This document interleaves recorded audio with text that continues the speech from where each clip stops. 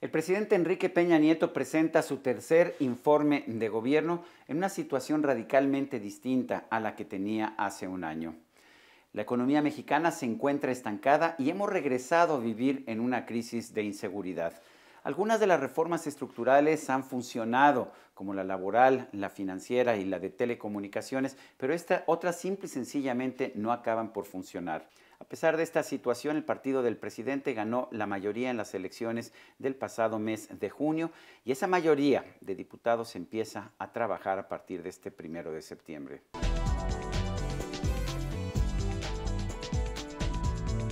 La estrategia de Enrique Peña Nieto parecía clara y sencilla en un principio. Su gobierno concentraría las reformas en los 2 primeros años de gobierno. La reforma laboral permitiría una mayor creación de empleos, la energética elevaría las inversiones productivas y la financiera aumentaría el crédito. Un aumento de impuestos daría mayores recursos al gobierno y este dinero se utilizaría para ampliar los programas sociales y comprar votos. Reforma educativa, la reforma energética, la reforma fiscal, esta reforma energética que ya están cocinando. La resistencia a la reforma sería enorme, pero juntas permitirían un crecimiento económico de más del 4% en 2015, el cual se traduciría en un triunfo del PRI en los comicios del mes de junio. Enrique Peña Nieto habría demostrado que los priistas no solamente saben gobernar, sino también conservar el poder. Las cosas, sin embargo, no resultaron así. El gobierno sí ha tenido más dinero como consecuencia de un fuerte aumento de impuestos y ha seguido marcando cifras históricas de gasto, pero la economía nacional ha crecido muy poco, incluso por debajo del promedio de 2% al año de los últimos 30 años. En lo que va de este 2015 se ha mantenido el bajo ritmo de crecimiento. En el primer trimestre de este año el aumento fue de apenas 1.6% anualizado. Algunas de las reformas estructurales del presidente Enrique Peña Nieto se están aplicando ya y algunas de hecho han tenido resultados positivos, por lo menos para el gobierno según el plan que estableció el propio presidente. Por ejemplo, la reforma fiscal le ha dado al gobierno de la República más dinero que nunca en ingresos tributarios, sin embargo también ha tenido un efecto negativo. Al ser simplemente un alza de impuestos, le ha quitado dinero del bolsillo a los consumidores y por lo tanto ha afectado el consumo. Una de las razones del estancamiento económico que está viviendo nuestro país es precisamente el éxito, entre comillas, de esa reforma fiscal.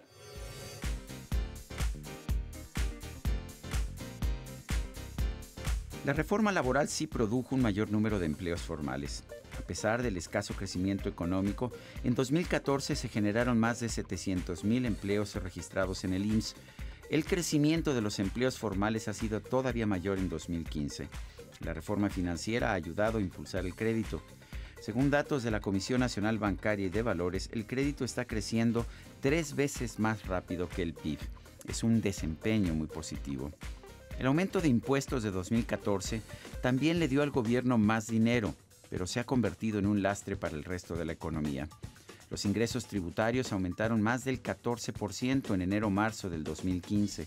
Los subsidios y transferencias subieron 12% en 2014 y 35% en el primer trimestre de 2015. La reforma energética no ha generado las inversiones que se esperaban. En 2014 se aplicó un nuevo y punitivo gravamen a la minería. Las consecuencias eran previsibles. La minería ha registrado una caída significativa después de varios años de crecimiento. La baja de los precios internacionales es parcialmente responsable, pero el impuesto ha sido un golpe adicional. La producción de petróleo y de gas también ha caído, lo cual es independiente de la baja en los precios. Las nuevas inversiones por la reforma energética todavía no se han reflejado en la realidad, pero el sector está pagando las consecuencias de no haber tenido una apertura hace años. En la ronda 1 de licitación por nuevas zonas de producción, de hecho, hubo resultados decepcionantes. Solo se otorgaron 2 zonas de 14, lo cual significa que no se lograrán las inversiones multimillonarias en nuevos proyectos petroleros que se esperaban. En lo que sí ha habido inversión positiva es en la construcción de gasoductos, los cuales están llevando gas a regiones del país en que este combustible antes no estaba disponible. Es muy notorio que el PRI haya refrendado una mayoría en la Cámara de Diputados, junto con el Partido Verde, con sus aliados. A mí me parece que la población está un tanto inelástica, para usar un término económico, respecto de los problemas que manifiesta el gobierno. Me parece también que hay un real aprecio de lo que ocurre en materia de precios para el consumidor, que es el ciudadano promedio.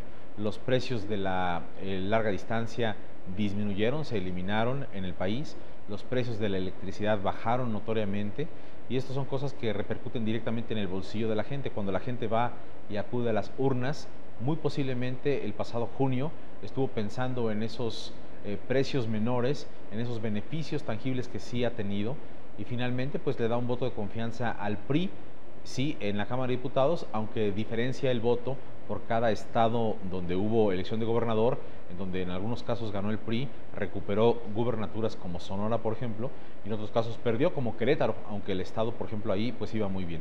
En una economía en buena medida estancada, el gobierno es el único actor que tiene realmente una mejor situación que hace 1 o 2 años. A pesar de la caída en los precios del petróleo, tiene más dinero producto del alza de impuestos, pero además tiene una mayoría en la Cámara de Diputados que no tenía con anterioridad. La gran pregunta ahora es, ¿qué va a hacer el partido del presidente junto con sus aliados para aprovechar esa mayoría? Ya se sentó un precedente que ha, pues digamos, tomado experiencia. El presidente tiene que dar un mensaje a la nación en un ámbito en donde se le escuche, no se le interpele y se le respete. Creo que este formato en donde el presidente da un mensaje a la nación de aliento, de sí, algunos logros, muchos de hecho, pero también de hacia dónde van las cosas, es algo que se debe privilegiar hacia el futuro. Sería quizá interesante innovar en diferentes formatos de informe o formatos de interlocución hacia la ciudadanía, hablando el presidente en otros lugares de la República, no nada más en el Distrito Federal o en otros ámbitos, y no concentrar todo esto en un solo acto. Pero yo creo que regresar al formato anterior implicaría correr el mismo riesgo que se tuvo desde la institución presidencial, de las famosas interpelaciones que se le hacían al Ejecutivo, en algo que descomponía completamente la armonía de lo que era un acto republicano.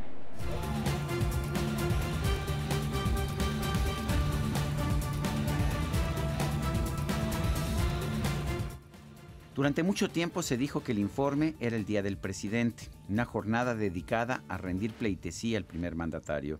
La verdad es que el 1 de septiembre no ha sido el Día del Presidente desde 1988, cuando Porfirio Muñoz Ledo increpó públicamente al entonces presidente Miguel de la Madrid.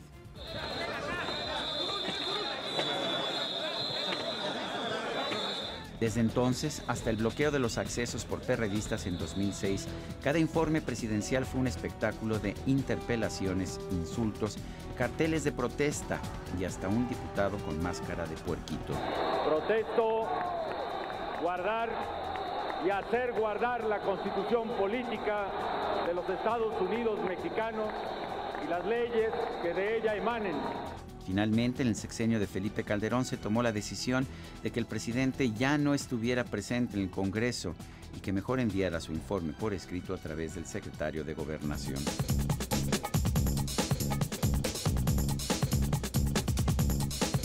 Si los legisladores pensaron que la exclusión del presidente significaba un desplante de independencia del Congreso, el resultado ha sido completamente distinto. Lo que sigue es poner las reformas en acción. Esto es, lograr que los cambios a la Constitución y a las leyes se reflejen en beneficios concretos para toda la población, en la escuela, en las pequeñas y medianas empresas, en los hogares y en la economía de las familias mexicanas. La ceremonia de inicio del periodo ordinario ha quedado reducida a la irrelevancia. El informe es entregado en unos cuantos minutos.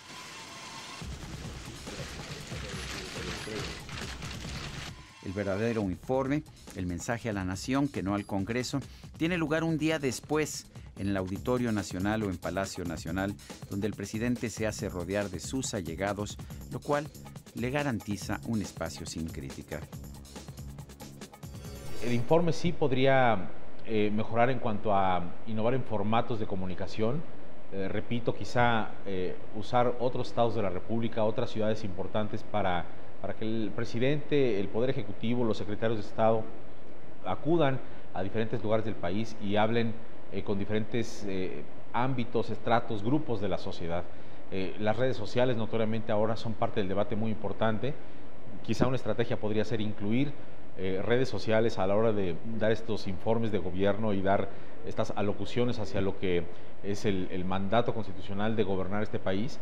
Me parece que si se ponen creativos en Los Pinos, pues podrían tener una especie de informe distinto, innovador, con más sensibilidad hacia otras capas de la población que típicamente pues no han escuchado estos mensajes presidenciales.